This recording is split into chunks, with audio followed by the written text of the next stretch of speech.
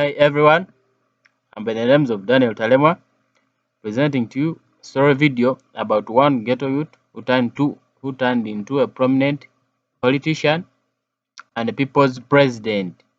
Thank you. Enjoy the show.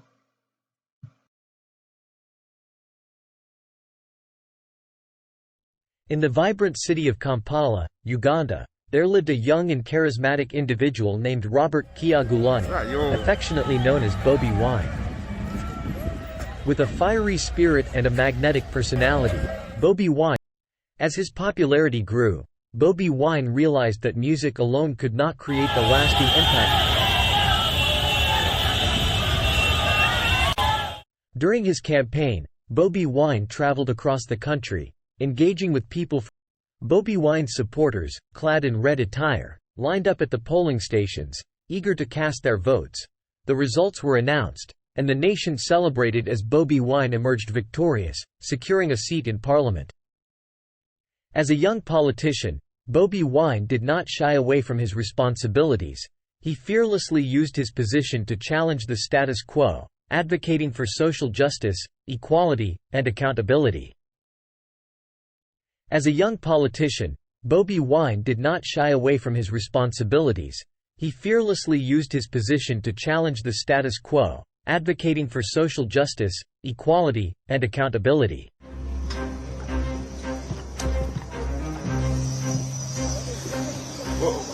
Where are you taking him? Where are you taking him? Where are you taking him? Bobi Wine's journey was not without sacrifice. He faced threats, harassment, and even arrests. Yet, his unwavering spirit remained unbroken. Minutes after submitting his nomination papers to run for president, he was dragged out, bundled into a police van, and driven off. Just moments before, the pop star turned opposition politician had completed the nomination process in Uganda's capital, Kampala.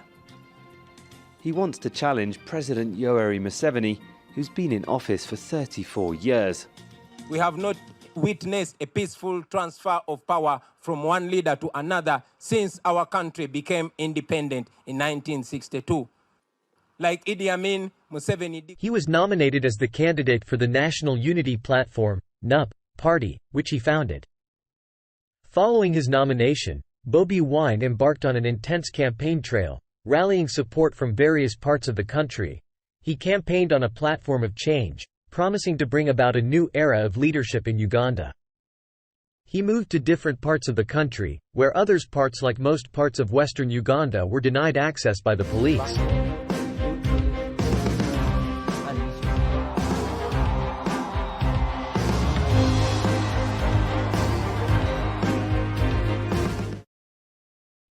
After the elections, Bobi Wine contested the results, alleging widespread irregularities and fraud.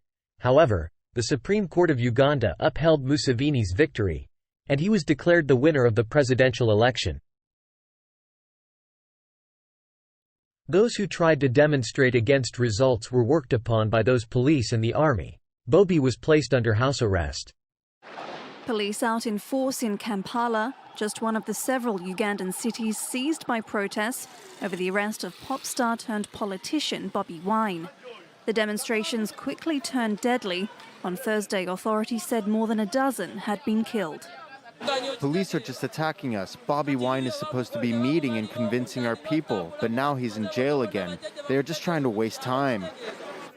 Protests were sparked by Wine's arrest in the eastern town of Luka on Wednesday.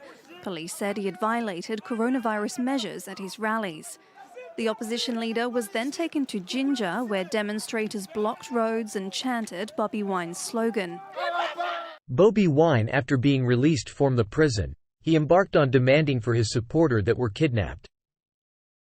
He attended several conferences both in African and outside African, and criticizing the injustices, bad rule of President Museveni.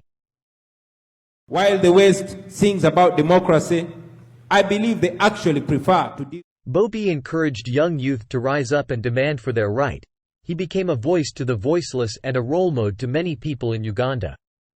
As the time moved on, Bobi Wine became a nightmare of President Museveni and democracy, so that we can also be useful in the bigger struggle for liberating and unifying Africa.